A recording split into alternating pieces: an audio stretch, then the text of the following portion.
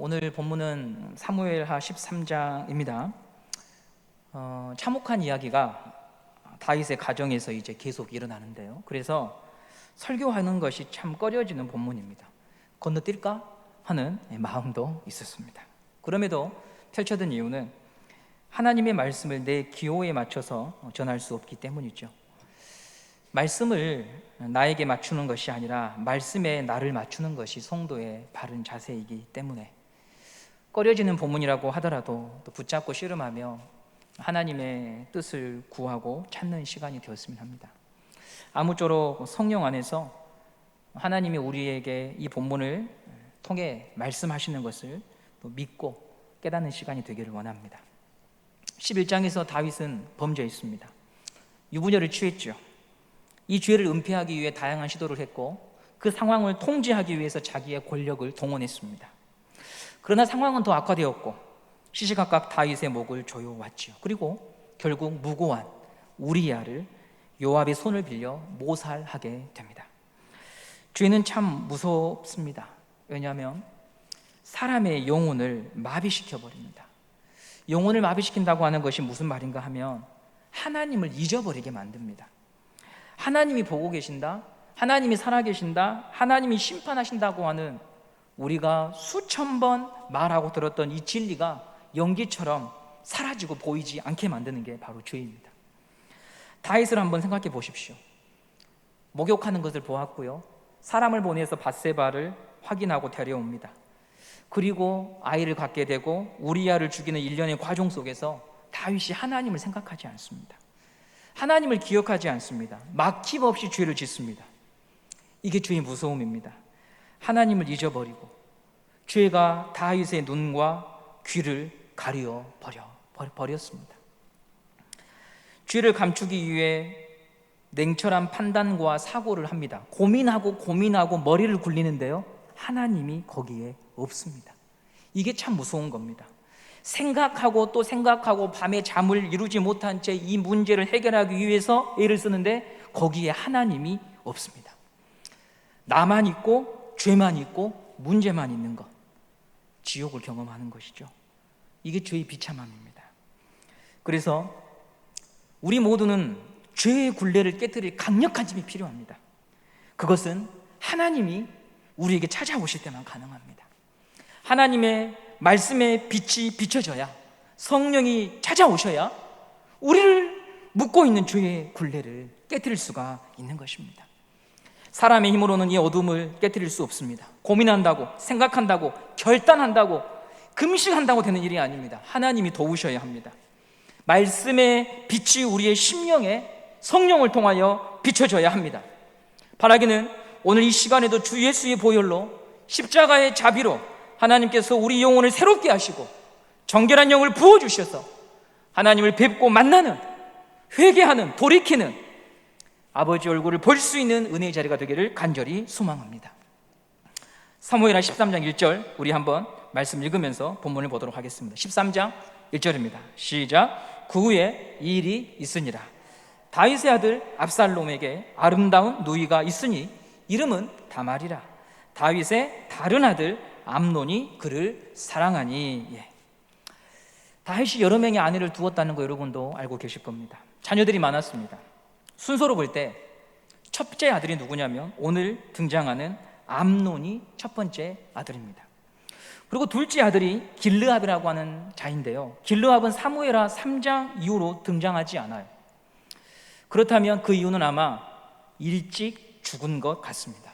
나발의 아내였던 아비가일과 낳은 아들이 길르압인데 그 아들이 보이지가 않아요. 세 번째 아들이 아름다운 외모를 가진 오늘 본문에 등장하는 압살롬이고, 그리고 그 압살롬의 누이 다말이 바로 이 오늘 본문에 등장 인물입니다.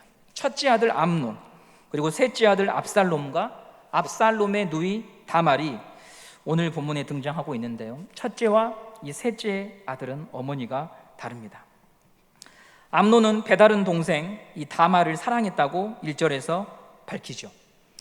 한 가족인데 이성적인 감정을 갖게 되었고 사랑해서 병이 나고 맙니다. 암논은 다말이 보고 싶었습니다. 그런데 다말을 만나는 게 쉽지가 않았어요. 왜 그런가? 당시에 시집가지 않은 공주들은 이동이 제한되어 있었습니다. 공주들만 거하는 공간이 정해져 있고 그곳에서 마음대로 외출하거나 낯선 사람들과 접촉하는 것이 금해져 있었습니다. 때문에 암논은 다말을 보고 싶었지만 접촉할 기회가 없었던 것이었죠.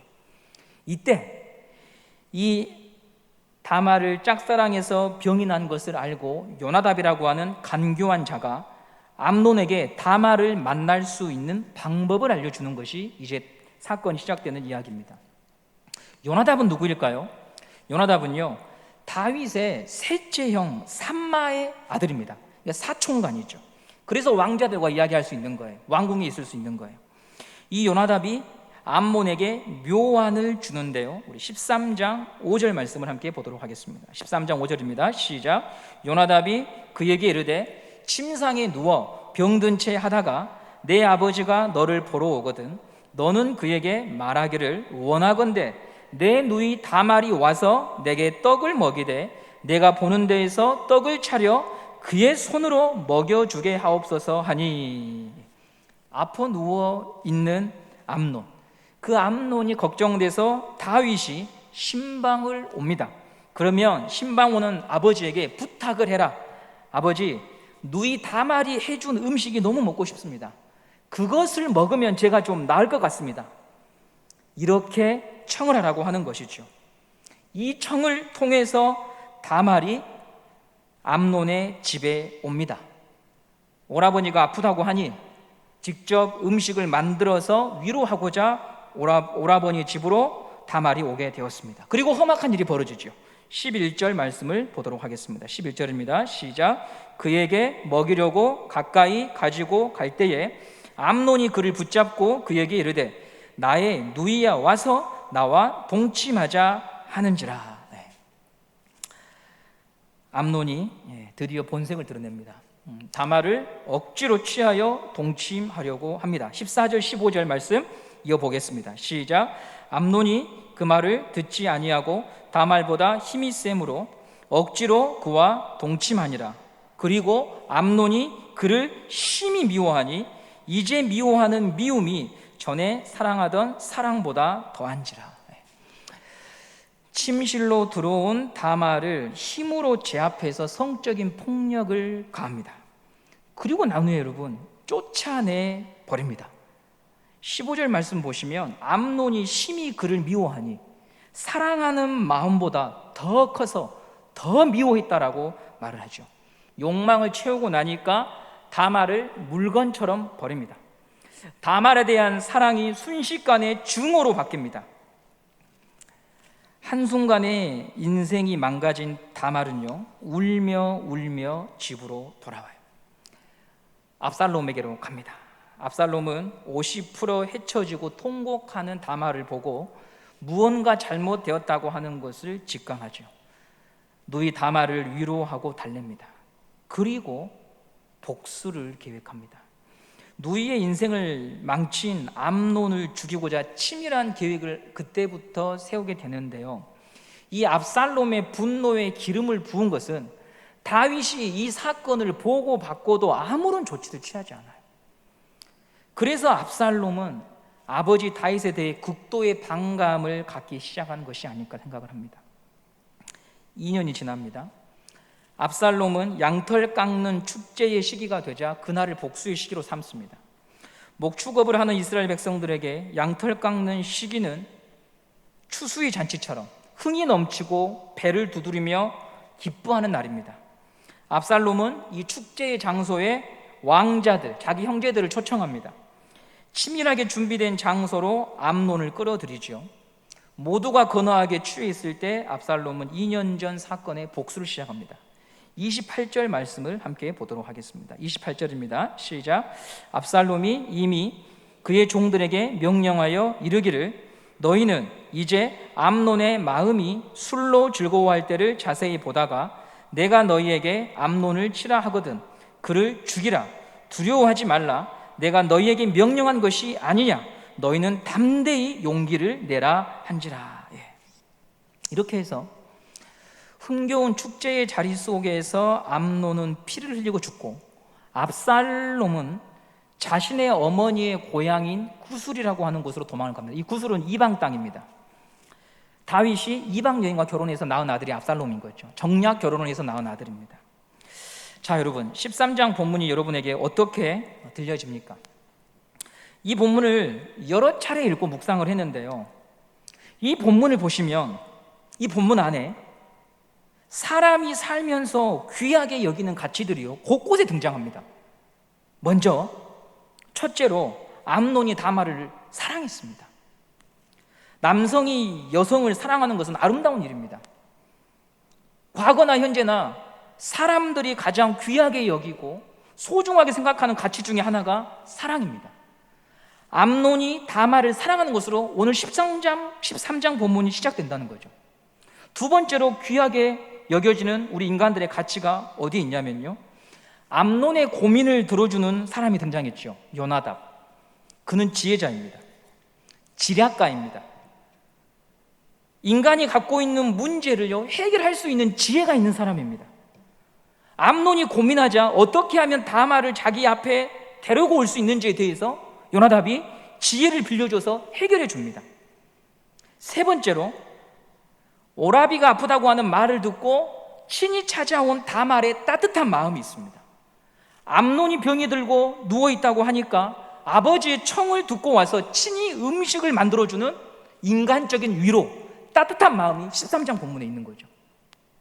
네 번째로요, 축제의 기쁨이 있습니다. 양털 깎는 축제로 모든 사람이 즐거워합니다. 자, 사랑, 지혜, 위로, 기쁨이라고 하는 네 가지 요소가 13장에 있습니다. 소중한 것들입니다. 사람들에게 필요한 것들입니다. 그런데 이 13장이 만들어내는 결과는 뭐냐? 너무나 충격적인 거죠. 힘없는 여자가 강압적으로 욕보임을 당하고 아버지는 이 일을 수수방관하고 결국 아우가 형을 살해하는 결말로 끝이 납니다. 분명히 이 본문에 사랑과 지혜와 위로와 기쁨이라고 하는 크레파스로 그림을 그렸는데 도화지에 그려진 그림은 미움과 증오와 살인입니다. 이 본문은 그래서 우리에게 인간이 누군지 아느냐라고 질문하고 있습니다. 도대체 어디서부터 잘못된 것일까요? 사랑과 지혜와 위로와 기쁨이라고 하는 이 크레파스에 문제가 있는 것이 아니죠. 이 크레파스를 쥐고 있는 사람이 그런 것밖에 그려낼 수 없는 죄인이라고 하는 것을 성경이 우리들에게 지금 성령을 통하여 보여주고 있는 거예요. 그게 바로 다윗이고, 그게 바로 인생이고, 그게 바로 내 아들이 이 땅에 와서 죽을 수밖에 없는 이유였다고 하는 것을 하나님이 우리들에게 보여주고 있는 거예요. 13장 28절 말씀을 여러분 보시면요, 13장 28절 압살롬이 자기 부하들에게 하는 말이거든요. 후반절에 보시면 그를 죽이라, 암논을 죽여라, 두려워하지 말아라, 내가 너희에게 명령한 것이 아니냐, 너희는 담대히 용기를 내라, 이렇게 말하죠. 담대히 용기를 내라. 이 말은 여러분 무슨 말이냐면 대인배가 되어라, 두려워하지 말아라, 큰 사람이 되어라, 정의를 너희들이 실천하고 있는 것이다, 이렇게 말하는 거예요. 이 본문에는 정의라고 하는 가치도 드러나는 거예요. 사랑과 지혜와 위로와 기쁨과 또 한 가지 마지막으로 정의까지도 13장에서는 보여집니다. 그런데 그 정의가 결론이 무엇으로 납니까? 형제 간의 살인으로 끝이 납니다. 인간은 선한 명분을 내세우지만 하나님이 판단하시는 인간은 어떤 모습이냐면 자기 중심적인 사고와 편견과 욕망에서 자유로울 수 없는 존재라는 거죠. 인간은 지극히 자기 중심적이에요. 자, 예를 들면은요, 부모가 되어서 깨닫는 게 있어요. 부모가 되어서 자식 잘 되라고 우리 모두가 다 가르칩니다. 충고도 하고요, 책망도 하고요, 자식 잘 되라고. 근데 깊이 들어가 보면 자식만 잘 되라고 하는 그 안에는요, 나를 위해서 하는 것도 참 많아요. 예를 들면 제 첫째 아들이 중학생이 되어서 주일 아침 예배 마치고 봉성동 골목에서 담배를 피다 걸렸다. 여러분, 제가 뭐라고 할 것 같아요? 그 아들한테 뭐라고 할 것 같아요? 이놈의 자식, 몸에 좋지도 않은 걸 왜 피고 그러냐, 이렇게 말할 것 같습니까? 절대 그렇게 말 안 하죠. 목사 아들이 돼가지고 길거리에서 담배 물고 다니냐? 이렇게 말할 겁니다. 그 말은 누구를 위해서 피는 것에 분노한 건가요, 제가? 제 자신의 체면이 깎이는 행동을 네가 하고 있으니까 그러면 되겠느냐라고 말하는 거예요. 자식을 위해서 말하는 것 같지만 실은 누구를 위한 거예요? 나의 체면이 너 때문에 깎이고 있지 않느냐라고 하는 것이 내가 분노하고 열받는 일 중에 하나라는 거죠. 우리가 교회에서 무슨 일이 잘못되고 어긋나고 또 우리가 다음 세대들이 이제 커가는 다음 세대들에게 무언가를 책망할 때 정말로 그를 위하여 하는 책망이 100% 있으라고 우리가 자신할 수 있겠습니까? 그렇지 못해요.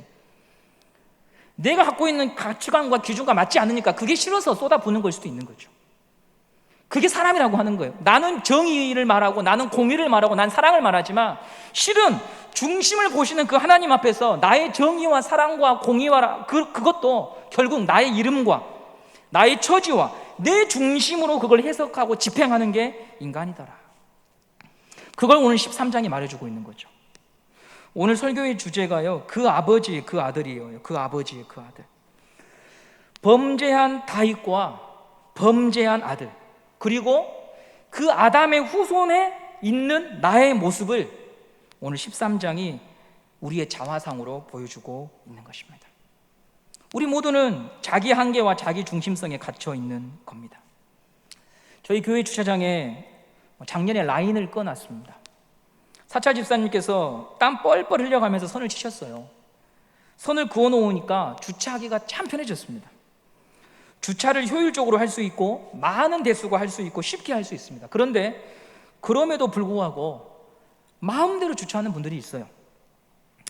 또 주차 공짜로 자리에 놓으시고 쓰레기 버리고 가시는 분들이 계셔요. 그런 분들 자기 차는 깨끗합니다. 밖에다 담배 꽁초 함부로 버리시는 분들이 자기 차에는 담배 냄새 나지 않도록 가지내를 쓰십니다. 그래서 사람들에게 정말 차 관리 잘 하신다고, 정말 차 깨끗하다고 그런 칭찬도 들으실 거예요. 여러분 실상은 뭡니까? 그런데 양심이 없는 거죠. 자신의 청결을 위해서 타인의 삶과 자연을 해치고 있어요.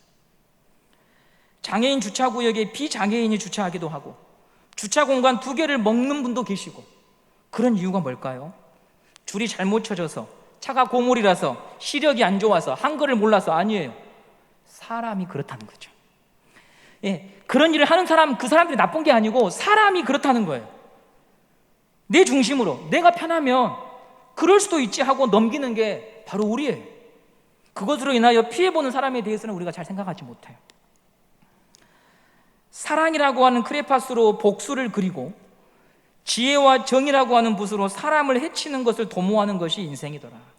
그럼 이 사무엘하 13장의 결론이 뭐냐? 그러니까 너가 이 13장을 통하여서 이것이 인정이 되면 너의 힘으로, 너의 생각으로, 너의 가진 것으로 살지 말고 예수께로 와라, 이 말이에요. 이런 사망의 몸에서 우리를 건져낼 수 있는 분은 예수밖에 없으니 예수를 통해 하나님 아버지를 내 아버지로 삼는 길로 들어와 예수로 살고 예수로 채우는 인생이더라고 말을 하고 있는 거죠. 누가 예수를 믿을 수 있을까요? 예수를 믿는 사람들은 한 가지 통과하는 어떤 조건이 있어요. 그건 뭐냐면요, 내 힘과 내 실력으로, 내 결심으로는 도무지 인생이 안 된다고 하는 것이 인정되는 사람만 예수를 믿어요. 내가 다른 사람보다 도덕적으로 우위에 있다고 생각하는 사람들은요, 예수님을 믿기가 어렵죠.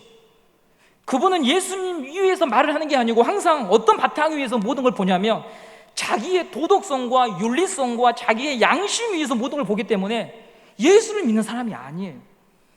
예수를 믿는 것은 나에게는 하나님 앞에 보여드릴 만한 선한 것이 없더라. 도무지 나는 그런 것을 만들 수 없더라. 그래서 나는 예수밖에는 사람의 길을 갈 수 있는 능력도 실력도 없습니다.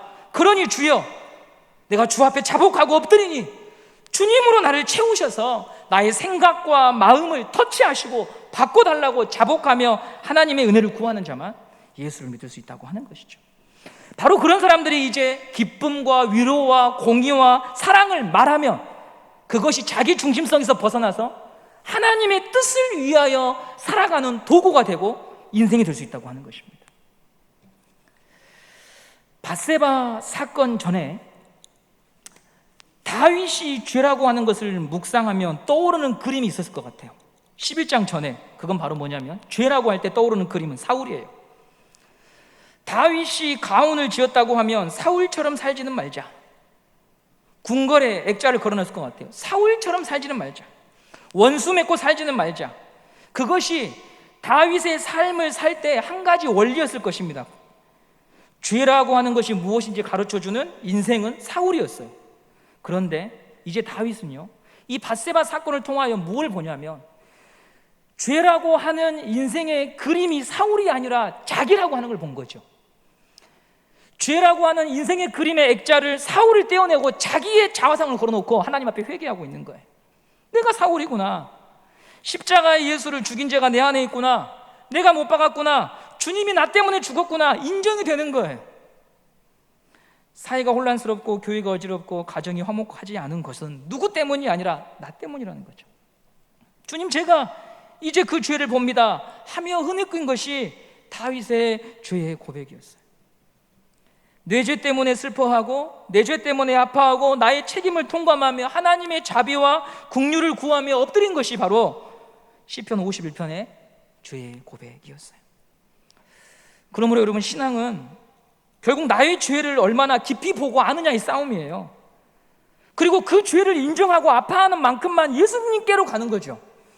그 죄가 보여야, 그 죄가 인정이 되어야 십자가 예수 앞으로 한 걸음 한 걸음 나아가 주님의 은혜를 간절히 구하고 예수를 부르고 예수를 사랑할 수 있는 것입니다. 오늘 우리 삶의 근거를 어디에서 두고 살아가십니까? 우리가 꿈꾸는 사랑, 정의, 희생, 인내, 공의, 그 출발점이 나라면 아무것도 안 됩니다. 그 공의, 희생, 인내, 사랑을 훼손하는 자가 나였다고 하는 것을 인정하고 그분의 자비와 사랑을 힘입어 회개하고 채워지는 일이 날마다 내 안에서 반복될 때야, 바로 그렇게 내가 원하는, 바로 그렇게 내가 말하던 하나님의 자비와 인내와 공의가 내 삶을 통하여 펼쳐지게 될 것입니다. 그때서야 주님이 일하시는 것이 무엇인지를 보게 될 것입니다. 여러분, 부디 우리 모두가 다 예수로 살고 예수로 채워지는 심령이 되기를 간절히 소망합니다. 주일날 우리에게 허락하셨던 말씀처럼 하나님의 말씀을 가까이 함으로 나의 죄를 날마다 돌이키고 회개하여 하나님이 말씀하시는 그 의로움에 내 실력으로는 갈 수 없는 죄인임을 고백하고 주의 이름 부르며 예수의 이름 부르며 주여, 내가 죄인입니다. 내게 회개의 영을 더하시고 내게 하나님 아버지의 마음을 부어주셔서 나의 도덕성과 나의 양심과 나의 윤리성 위에서 내가 살아가는 게 아니라 십자가 위에서 주님의 은혜 위에서 말하고 사람을 대하고 인간을 바라볼 수 있는 눈을 갖게 해달라고 주님 앞에 날마다 간구하는 우리 모든 은성교회 성도님들 되시기를 간절히 소망합니다.